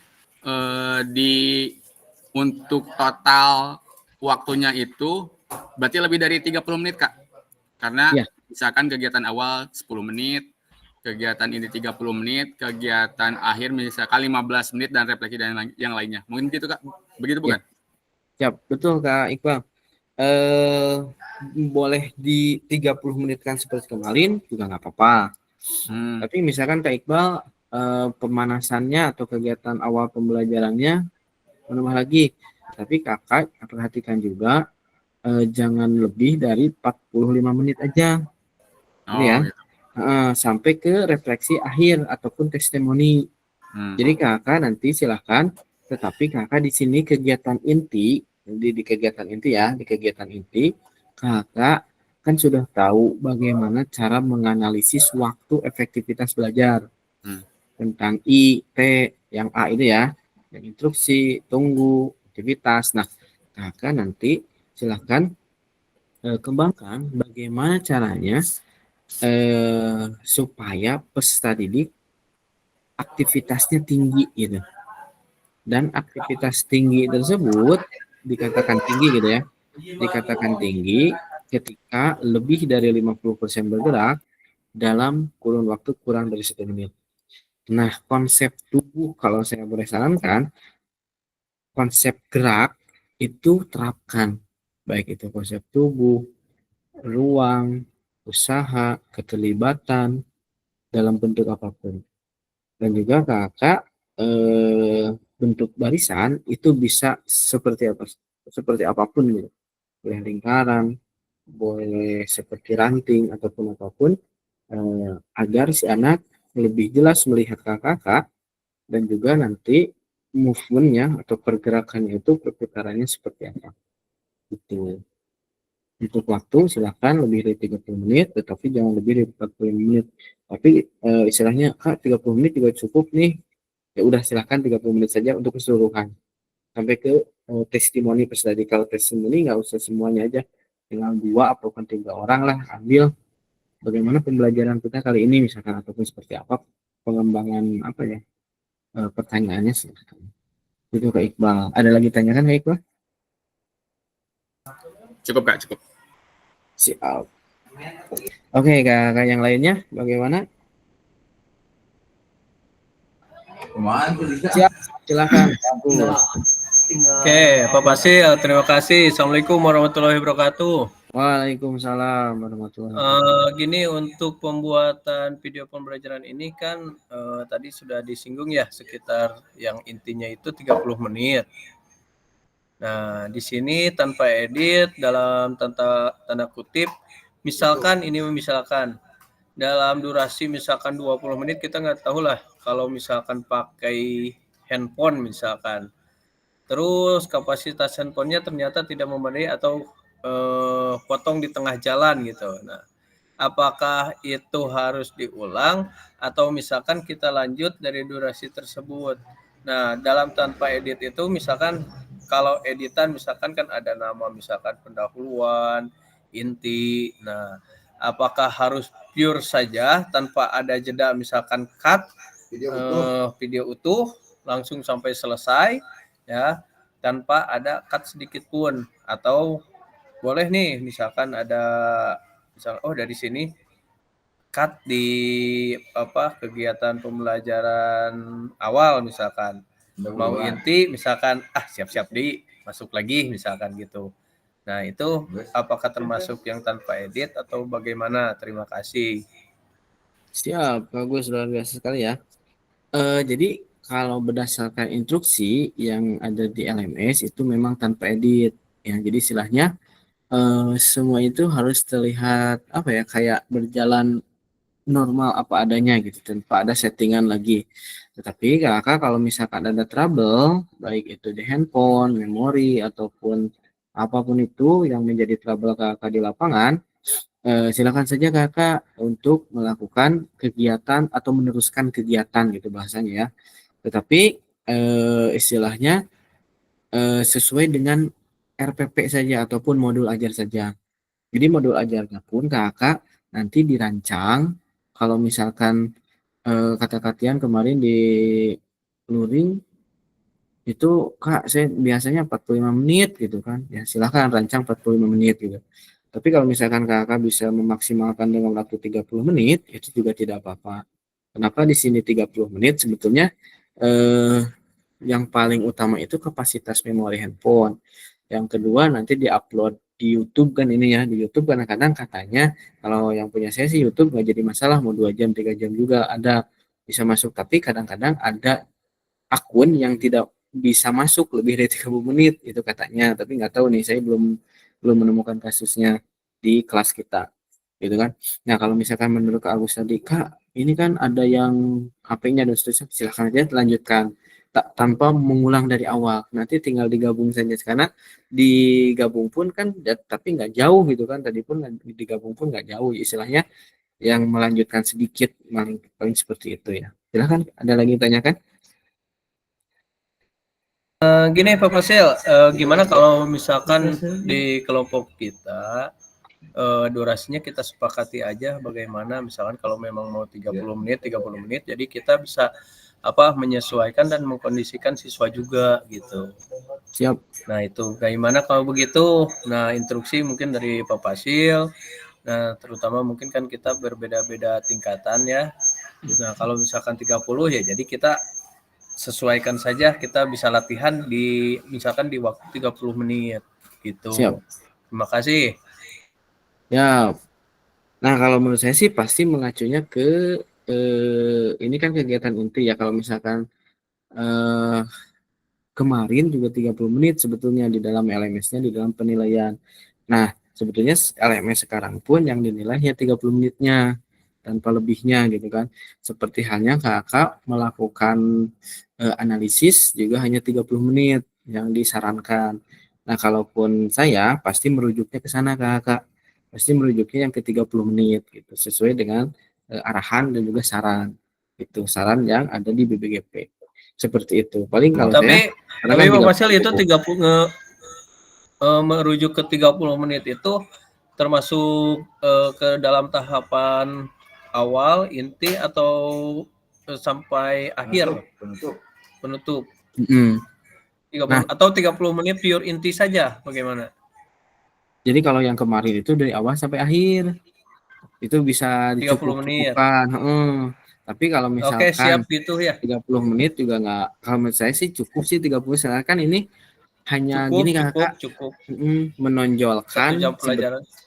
ya, menonjolkan bagaimana Kakak Tahapan-tahapannya kan. menerapkan strategi pembelajaran dan merancang pembelajaran dengan asesmen yang otentik. Jadi Kakak itu nanti di inti, sebetulnya ada di inti nih yang ketiga ini, yang tiga aspek itu adanya di inti. Kalau kegiatan awal pembelajaran ya buka salam dan pemanasan itu pasti dilakukan oleh semuanya. Nah, nanti kegiatan inti kakak diharapkan menerapkan strategi-strategi pembelajaran yang kakak pernah analisis, baik itu dari segi konten, gitu kan? Apakah kontennya itu masih banyak instruksi atau tidak? Sebetulnya itu instruksinya masih banyak, apa evaluasinya, apakah efektivitas belajarnya itu gimana nih setelah kakak mendapatkan pelatihan, pada intinya gitu. Dan juga penerapan geraknya, apakah ada feedback sekarang atau tidak gitu kan. Kalau kemarin dianalisis nih sama kakak, oh ternyata feedbacknya yang mana yang kurang menurut kakak gitu kan. Kan ada feedback umpan balik lah bahasanya, umpan balik kan, ada konten, ada umpan balik, terus ada efektivitas waktu belajar yang I, T, yang A itu ya, yang instruksi, waktu tunggu, waktu aktivitas. Nah, itu dimunculkannya waktu aktivitasnya, di mana waktu aktivitas itu jadi poin penilaiannya seperti itu kakak. Dan juga umpan balik juga.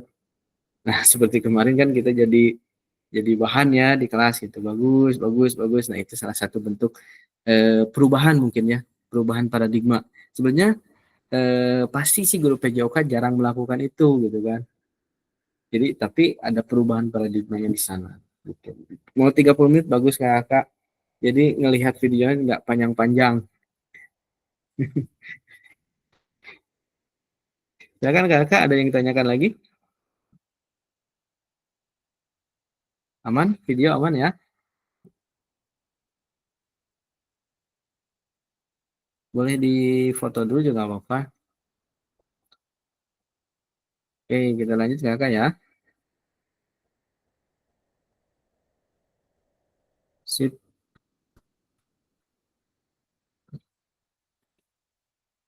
Nah, di sini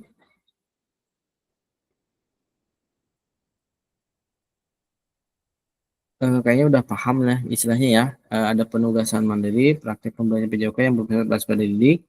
Jadi ada penugasan mandiri, ya asesmen otentik tersebut. Kakak ya, asesmen itu nanti kakak harus video tuh asesmennya. Ketika anak lagi mengasesmen, gitu lagi main, asesmen, ada proses itunya lah, terlihat gitu. Jadi di RPP-nya ada asesmennya, di videonya pun ada asesmennya, si rubriknya pun terlihat gitu. Jadi si anak itu melakukan asesmen seperti itu. Jadi sebetulnya ini kegiatan pembelajaran kakak intinya apa ya? Kegiatan pembelajarannya itu 20 menit juga udah beres sebetulnya. Tinggal anak melakukan asesmen, tergantung waktu yang diberikan sama kakak. Dua kelompok itu habis dalam berapa menit gitu. Soalnya nanti lanjut refleksi, lanjut testimoni. Nah, testimoninya pun harus muncul. Nanti bagaimana perasaan ataupun apapun itulah pertanyaan testimoni dikembalikan sama kakak.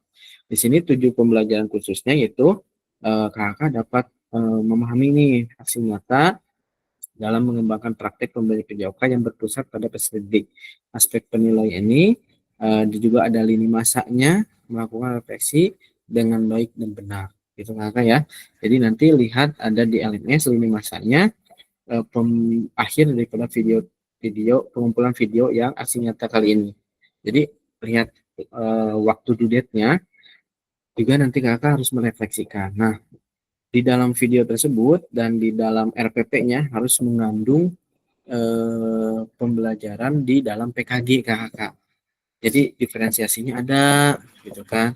Terus keselamatannya yang sudah kita kembangkan ada di dalam RPP tersebut. Terus ada teknik lagi, efektivitasnya, bagaimana non-instruksionalnya, instruksionalnya dari kata yang sebutkan. Terus ada gaya mengajar kita di sana muncul gitu kan.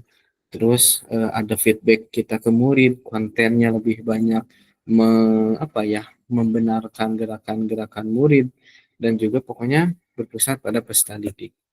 Seperti itu kakak, dan juga murid harus bergerak terus, dalam arti kata 50% plus 1 itu bergerak gitu. Ya. Jadi misalkan kalau di dalam penilaian nanti atau di asesmen itu misalkan siswanya 20 kakak. Nah, yang 10 main mungkin 55. Nah, yang satu jadi wasit. Nah, itu adalah salah satu bentuknya 50 plus 1. Jadi satu jadi wasit, hakim garis dan seterusnya. Nah, itu adalah salah satu pemberdayaan di mana berpusat pada peserta didik. Jadi semuanya menjadi petugas, dan main ada juga yang penilai. Seperti itu. Makanya jadi semaksimal mungkin anak itu tidak ada waktu tunggu. Kan kalau di dalam asesmen anak itu bukan menunggu tapi menilai. Yang lain jadi wasit, jadi hakim garis ataupun jadi apapun itu. Nah, itulah salah satu bentuk pengondisian kelas bahasanya. Lanjut Kak. Di sini pengembangan FPP yang seperti hanya tadi pernah disinggung, pengembangan FPP atau modul aja satu pertemuan saja kakak. Tidak harus ini kan habis dalam 2 pertemuan atau 3 atau 4 kali. Ya kakak rancang saja habis dalam satu pertemuan, tujuan pembelajarannya satu saja, tidak usah. Emang kalau tujuan pembelajarannya banyak pasti memerlukan waktu pertemuan yang agak lumayan lama juga. Tetapi silakan kakak rancang RPP-nya atau modul ajarnya menggunakan 30 menit yang tadi sudah sepakati, serta cukup dengan satu pertemuan. Jadi habis. Kenapa harus habis dalam satu pertemuan? Karena ada asesmen otentik yang harus muncul. Gitu. Kalau tidak habis dalam satu pertemuan, asesmen otentiknya otomatis tidak akan hadir atau muncul di dalam video ataupun di dalam perangkat pembelajarannya. Nah, jangan lupa kakak di dalam modul pembelajarannya atau RPP-nya, kakak harus mengandung backward design ataupun UBD, Understanding by Design, di modul 1.6 gitu. Jadi backward design-nya harus ada di dalam RPP-nya gitu kan. Nah, terus implementasi pengajaran PJOK yang efektif mengakomodir kebutuhan belajar peserta didik dengan karakter yang beragam mulai pembelajaran diferensiasi. Jadi kakak nanti sebetulnya harus melakukan asesmen awal. Terus kakak mengkelompokkan siswa. Karena ciri khas daripada pembelajaran merdeka ini, kita harus mengakomodir kebutuhan belajar siswa, di mana belajar siswa itu haruslah berdiferensiasi. Jadi kalau diferensiasi otomatis akan berbeda-beda seperti itu. Makanya nanti kakak kelompokkan siswa-siswanya seperti itu. Nah, jangan lupa mempertimbangkan isu-isu sosial di dalam PJOK yang sudah kakak pelajari ya. Jadi istilahnya ada yang melarang anaknya untuk bermain bola kan ada, itu disebut isu-isu sosial. Dan juga pemanfaatan assist based thinking itu.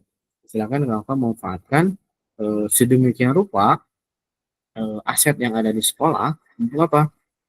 Untuk menggali aset apa saja yang bisa mendukung ke pembelajaran PJOK untuk mengefektifkan pembelajaran tersebut. Itu. Siap kakak, bungkus ini? Ada yang tanyakan kakak? Aman?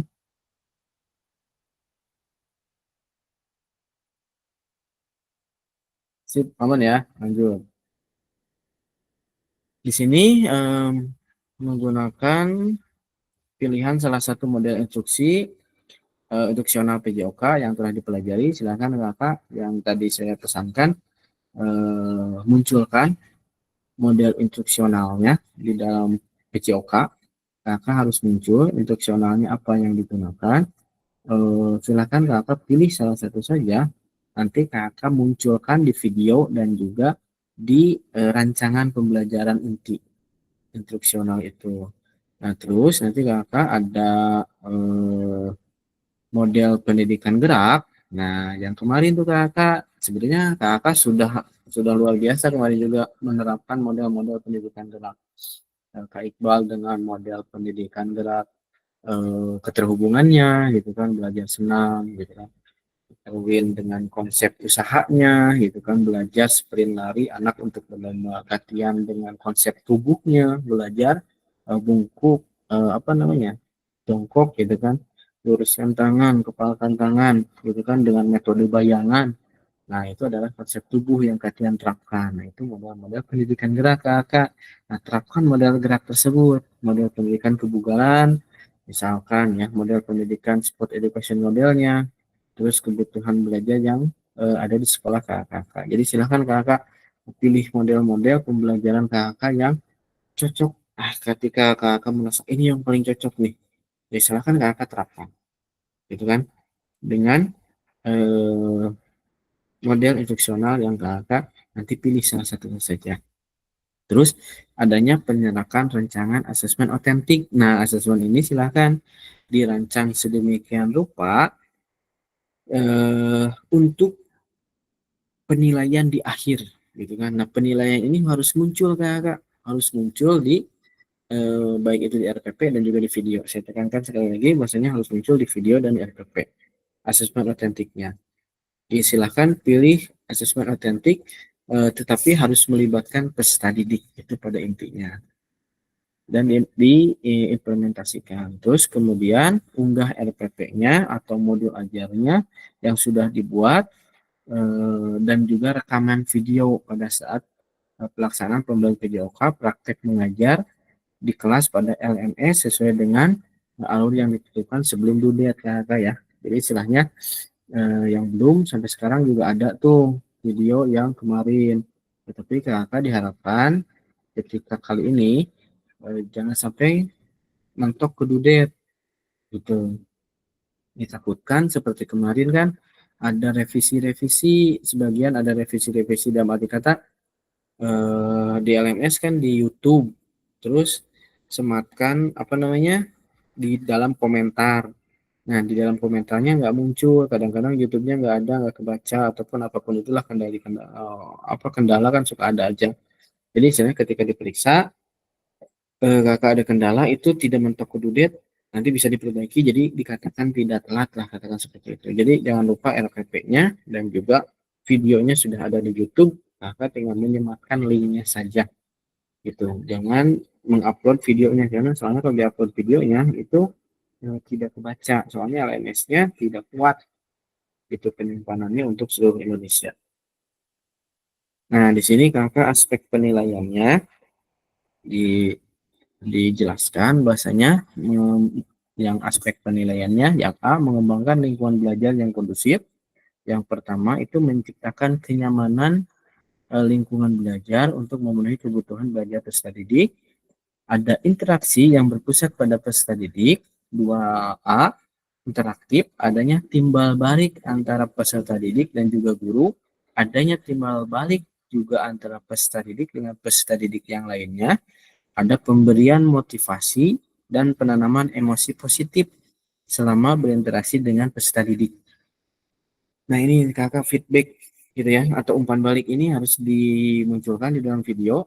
Jadi Kakak menciptakan lingkungan interaksi yang berpusat pada peserta didik, ada proses interaktif antara Kakak dengan peserta didik. Bagaimana Kakak berkomunikasi selama pembelajaran. Ada juga pemberian motivasi dan juga penampakan emosi positif yang kemarin, emosi positif gitu kan, feedback dia.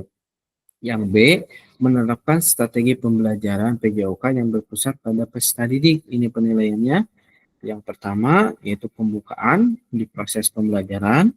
Yang kedua, membuka aktivitas pembelajaran yang kontekstual dengan kehidupan nyata sehari-hari peserta didik. Di sini persepsi ya kakak ya. Yang ketiga, menerapkan pengajaran yang efektif. 3A, mengembangkan konten. 3B, umpan balik. 3C, waktu belajar akademis. Yang ini yang nomor 3, perkenaan dengan konten, umpan balik, serta aktivitas waktu belajar. Yang nomor 4, pendekatan dalam mendampingi peserta didik. Nah, pendekatannya apa yang kakak akan gunakan? Terus penggunaan strategi pembelajaran yang berpusat pada peserta didik. Yang keenam, penerapan pembelajaran berbasis model, gitu kan? Yang ketujuh, penutupan, ya tadi penutupan seperti biasa. Yang selanjutnya itu merancang dan menerapkan asesmen otentik pembelajaran PJOK, yaitu merancang asesmen dan menerapkan asesmen otentik tersebut. Nah, itu kakak ya untuk penilaian-penilaiannya. Silakan kakak bisa mau di foto dulu ataupun seperti apa. Cukup ya. Oke, kita lanjut kakak. Nah, di sini ada refleksi keterampilan mengajar PJOK yang berpusat pada peserta didik. Di sini setelah mengimplementasikan pembelajaran PJOK yang berpusat pada peserta didik dalam satu kelas, yang kakak ampuh melalui praktek pengajar, silahkan melakukan refleksi dengan menggunakan refleksi keterampilan mengajar PJOK yang berpusat pada peserta didik. Dan juga sesuai dengan petunjuk berikut. Jadi silahkan kakak melakukan refleksi dengan menggunakan 3 tahapan, yaitu what, how what, dan know what itu yang sudah dipelajari di modul 1.1 ya, membantu kakak untuk menyentuh 3 tahap refleksi. Tahap pertama tentang what, menggali informasi, menggambarkan tindakan pengajaran yang kakak telah lakukan di aksi nyata. Terus nanti kakak di tahap kedua yaitu so what-nya menjadi tempat untuk menjelaskan secara rasional keputusan yang diambil tadi. Terus yang selanjutnya itu tahapan refleksi terakhir adalah know what yang berkaitan dengan proses evaluasi dan merancang perbaikan. Jadi PJOK yang akan datang. Jadi kakak nanti setelah tugasnya selesai ada tugas refleksi biasa ya. Selalu diakhiri atau di ujung akhir modul itu ada refleksi. Nah, refleksi yang nanti kakak gunakan di aksi nyata ini setelah kakak membuat videonya itu dan juga RPP-nya, nah kakak menggunakan refleksi dengan 3W ini. Seperti itu kakak. Jadi istilahnya 3W ini nanti kakak gunakan di dalam refleksi di aksi nyata gitu. Kakak. Jadi istilahnya refleksi 3W ini adalah refleksi yang sederhana, mudah pengaplikasiannya, tetapi paling kompleks gitu istilahnya daripada sebenarnya banyak sih yang menggunakan 4C, ada yang 6, ada teknik topi gitu kan, ada teknik segitiga, itu banyak sekali yang menggunakannya, tetapi mungkin si pengembang ingin menyarankan 3W karena memang 3W ini kakak sangat sederhana dan juga dapat menggambarkan secara kompleks terutama poin-poin inti yang akan kita gali di dalam proses refleksi kita gitu. Oh iya kakak mengingatkan kembali ketika kakak nanti akan menemukan refleksi yang menggunakan rubrik tahapan atau tingkatan nilai, ada kan ya ada rubriknya gitu, sudah diberitahukan peserta dapat nilainya berapa gitu, nilainya berapa ada kan di dalam LMS juga ketika kakak mau membuat refleksi itu kakak ada rubriknya. Nah, nanti kakak lihat kembali rubrik tersebut soalnya nanti kakak akan bahasanya akan dilihat dinilai itu berdasarkan rubrik ini kena atau tidaknya terhadap refleksi yang kakak buat. Nah, di sini ada beberapa hal yang perlu diperhatikan dalam proses refleksi, kakak. Jangan hanya mendeskripsikan, tetapi jelajahi dan jelaskan apa yang terjadi nanti setelah pembelajaran. maka silahkan merefleksikan diri atau bercermin diri apa saja sih yang terjadi atau yang sudah dijelajahi tersebut. Terus tinggal jujur, sebetulnya refleksi itu harus sejujur mungkin kakak menggali, mengakui dan juga kesalahan ataupun kesuksesan. Namun kakak harus juga menunjukkan bagaimana memahami mengapa hal tersebut terjadi dan apa yang akan kakak lakukan setelahnya. Yang ketiga, bersikaplah selektif kakak. Jadi perlu menulis tentang segala sesuatu yang terjadi, cukup peristiwa atau ide pentingnya saja. Kakak tidak perlu keseluruhan ditulis, tapi kakak gagasan-gagasan ataupun ide-ide penting, kakak silahkan lebih dimunculkan dari ketimbang apa ya, materi, teori ataupun apapun itu di dalam bentuk refleksi. Yang keempat adalah lihatlah ke masa depan. Jadi kakak renungkan apa yang terjadi di sekarang dan sebelumnya. Setelah itu kakak rancang ide gagasan baru di masa yang akan datang. Jadi istilahnya kakak sudah kemarin kan membuat video. Nah, setelah mudah membuat video, kakak tahu nih ada konten, ada umpan balik, ada juga proses waktu yang kakak sudah analisis secara mandiri. Nah, kakak lihat lagi apa yang perlu ditingkatkan ketika mau membuat video ini atau membuat video sekarang. Seperti apa rancangannya, apa yang harus saya lakukan atau libatkan, apa saja yang harus saya gunakan, alat-alat yang ada di sekolah, seperti itu kakak. Jadi rancang sedemikian rupa kakak. Oke kakak, sampai di sini ada ditanyakan dulu.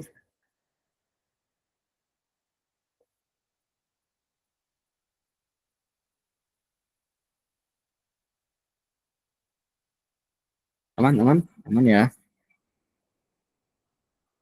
Nah, rubrik penilaian refleksi keterampilan yang berpusat pada peserta didik. Sebetulnya rubrik ini sudah ya kemarin di kelompok Kak Hendy kalau nggak salah. Dan kakak, oh iya Pak Erwin kemarin bertanya, Kak bisa nggak dirubah rubriknya gitu kan, si kotak-kotaknya nggak mau seperti itu kan gitu. Nah sebetulnya kakak rubrik penilaian ataupun apapun itu silakan kakak sesuaikan dengan kebutuhan kakak tentang apa yang akan dinilai sesuai dengan tujuan pembelajaran. Jadi istilahnya nanti kakak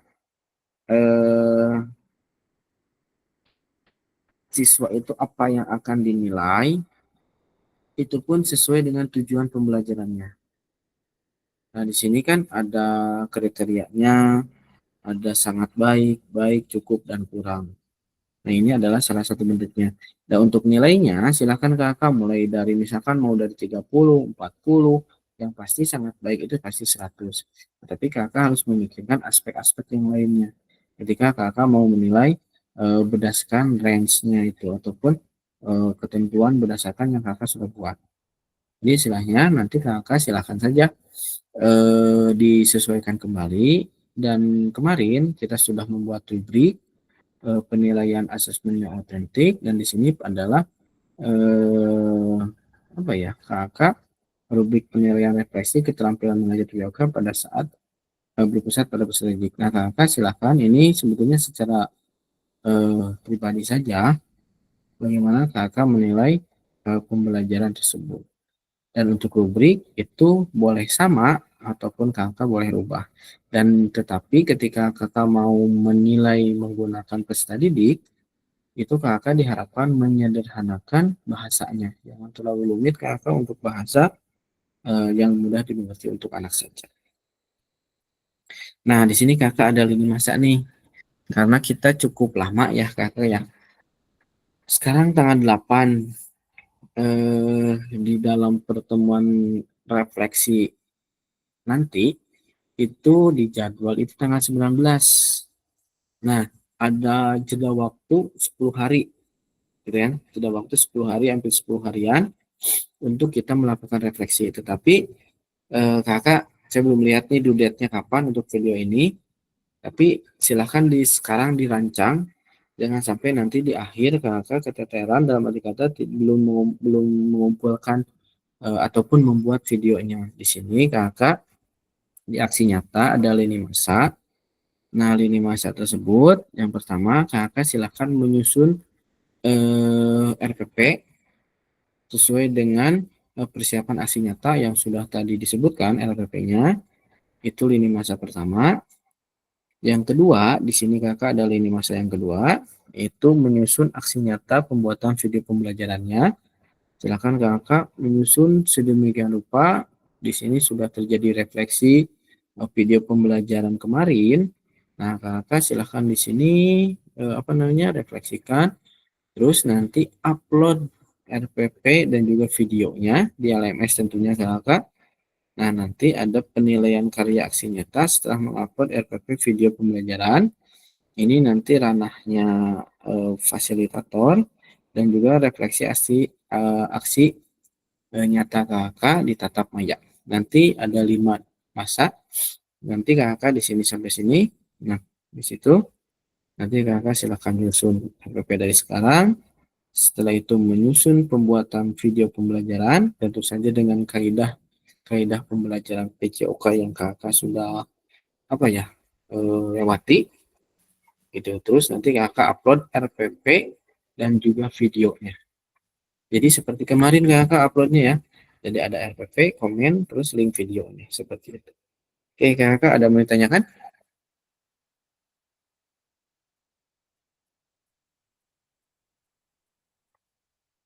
Aman kakak?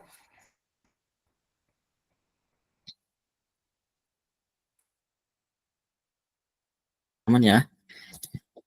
Sip. Kita diskusi di sini kakak. Oke, kita diskusi.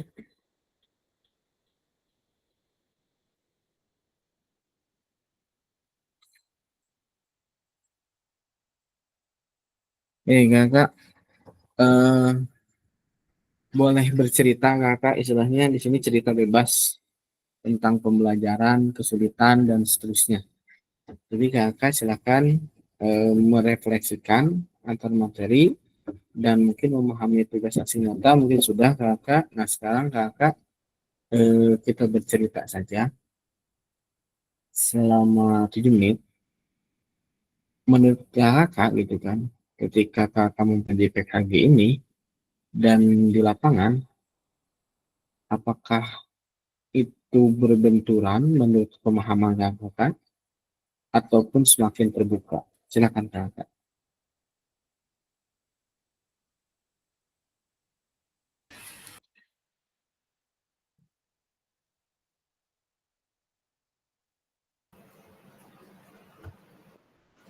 Silakan gantian.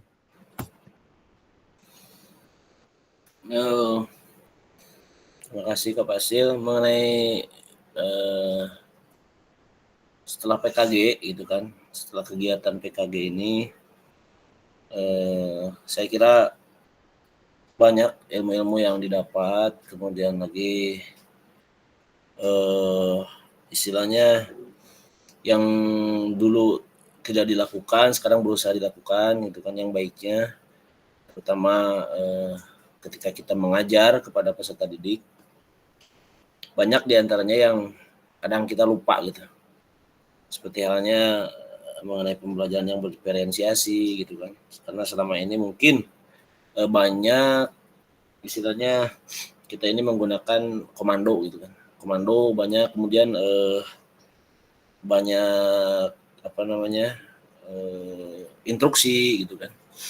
Nah sementara setelah PKG ketahuan setelah lihat video yang dibikin, oh ternyata banyak instruksi, masih banyak waktu tunggu gitu kan. Nah setelah mengikuti PKG ini ya mungkin diusahakan semaksimal mungkin bagaimana ilmu-ilmu yang sudah didapat nanti diaplikasikan di pengajaran kita sehari-hari gitu. Adapun hal-hal yang berbenturan misalkan yang berbenturan yang memang tidak menutup kemungkinan ya, itu pasti ada sebetulnya. Seperti banyaklah seperti halnya ketika kita semangat gitu kan, setelah mengikuti PKG ini semangat, ternyata dilihat motivasi siswa masih kurang gitu. Padahal itu memang tugas kita. Ada beberapa hal atau beberapa faktor ketika siswa misalkan belajar di siang hari gitu kan.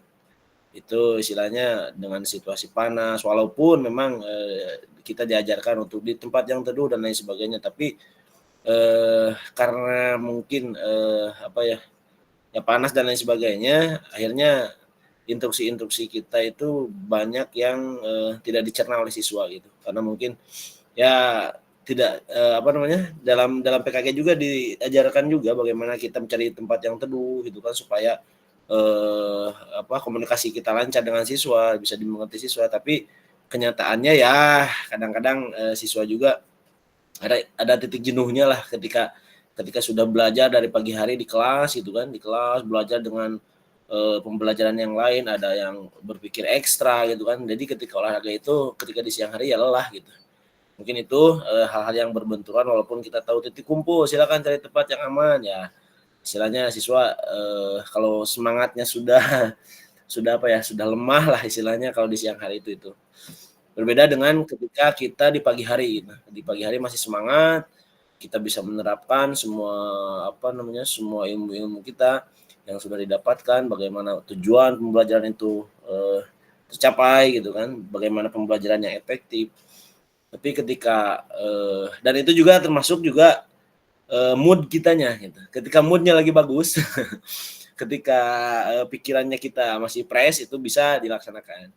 Tapi ketika moodnya kurang bagus, ya itu juga sedikit banyaknya ngepek lah gitu, ngepek kepada pembelajaran. Nah, cuman PR-nya mungkin bagaimana supaya kita bisa mengaplikasikan ilmu-ilmu yang didapat atau istilah-istilah yang kita lupakan, kemudian dimunculkan lagi bagaimana supaya pembelajaran ini sesuai dengan tujuan pembelajaran itu tercapai gitu, dan berpusat juga kepada peserta didik. Mungkin itu Kak untuk yang didapat dari PKG ini. Intinya banyak positifnya lah, insya Allah banyak positifnya, dan itu juga menjadi tolak ukur bagi saya bagaimana pembelajaran itu bisa berpusat kepada peserta didik dan bisa efektif gitu. Terima kasih, mungkin itu Kak. Terima kasih Kak Tian. Luar biasa sekali ya. Jadi istilahnya memang benar Kak Tian ya. Jadi istilahnya ketika PKG memang banyak positifnya. Kalau misalkan tadi kembali lagi ke motivasi siswa sebetulnya dan juga ke mood guru gitu ya. Ketika kita lagi ya siap gitu, dalam arti kata siap mengajar dengan semangat gitu kan, ya pasti kita akan mengajar dengan totalitas gitu. Dan juga tergantung muridnya juga, ketika muridnya juga tidak memberikan hal yang baik, mungkin dia juga moodnya diturun gitu kan, istilahnya menurut kalian seperti itu kan. Jadi istilahnya ya ada feedback lah dari guru, dari murid, mungkin saling mempengaruhi gitu kan ya, jadi saling mempengaruhi juga. Itulah tantangan kita Kakak ya, tantangan yang kita hadapi selaku guru PJOK mungkin, karena guru PJOK itu memang pembelajaran yang menyenangkan bagi peserta didik bukan hanya di waktu sekarang mungkin ya, di dulu juga menyenangkan gitu. Tetapi banyak tantangan yang harus kita lalui, di mana memang pembelajaran PJOK itu di luar lapangan ya pasti berbenturan ataupun menghadapi mungkin cuaca gitu kan. Kalau panas ya nggak enak, kalau hujan juga apalagi gitu kan. Tapi itulah tantangan kita Kakak, dan sebetulnya PKG ini hadir untuk itu, tetapi ya nanti dikembalikan lagi kepada Kakak istilahnya, dalam arti kata baik itu di dalam PKG ataupun di luar PKG, saya yakin Kakak mampu istilahnya mencari solusi-solusi seperti hanya tadi siswa panas dan seterusnya. Itulah mungkin tantangan di luar di luar kemampuan kita gitu. Misalkan dah hanya memang ketika panas ya udahlah, kalau misalkan sekolah ada gornya gor gitu kan, itu jadi lebih aman gitu kan. Jadi itu salah satu bentuknya, tapi kita akan membentuk lagi dengan sarana dan prasarana. Tapi Kakak salah satu bentuk apa ya? Jadi istilahnya pemikiran kita juga ketika kakak seperti itu kesulitan-kesulitannya, tetapi kakak juga pasti bisa menemukan solusinya. Terima kasih Katian untuk berbaginya. Oke kakak, kita lanjut. Di sini kakak sudah penutup, ada kata-kata penutup kakak, nggak mungkin pantun di sini ya. Jika ada jarum yang patah, jangan hendak langsung dicari. Jika ada kata yang salah, mohon bisa dimaklumi. Pergi ke Jakarta, naik taksi, hendak beli bakso dan roti. Bersama guru PJOK yang hebat ini, selalu di hati dan terinspirasi. Oke, terima kasih kakak. Itulah penutupnya untuk pertemuan kita kali ini. Semoga kakak sehat selalu, dimampukan, murahkan rezekinya, dan juga terutama sehat badannya kakak ya. Dan juga kakak, amin amin. Dan kakak, dan jangan lupa lihat dudet, kerjakan tugasnya dengan sesuai dengan dudet agar kakak apa ya, dapat atmosfernya gitu. Jadi kakak ada pun tugas apapun itu, ketika kita sudah berkomitmen dengan apa yang sudah kita lakukan, komitmenlah sampai akhir kakak. Itu aja. Kakak sudah di akhir mungkin karena di slide-nya juga sudah penutup. Nanti kita akan bertemu lagi kakak di tanggal 19. Nanti ada pemilihan lagi atau polling di grup. Silakan kakak untuk memilih dan jangan lupa kakak dari sekarang mulai rancang pembelajaran seperti apa yang kakak akan lakukan agar pembelajarannya jauh lebih aktif, pembelajaran geraknya jauh lebih istimewa kakak, dan juga nanti kakak mendapatkan apa ya, hal-hal yang baru mungkin ketika sudah menerapkannya. Terima kasih kakak. Saya tutup pertemuan ini. Kurang lebihnya saya mohon maaf kakak. Wabillahi taufiq wal hidayah. Wassalamualaikum warahmatullahi wabarakatuh. Waalaikumsalam warahmatullahi wabarakatuh. Kita stop foto bersama ya. Yo, muncul. Krishna, jual biji ya pas skip Krishna. Allahu Akbar.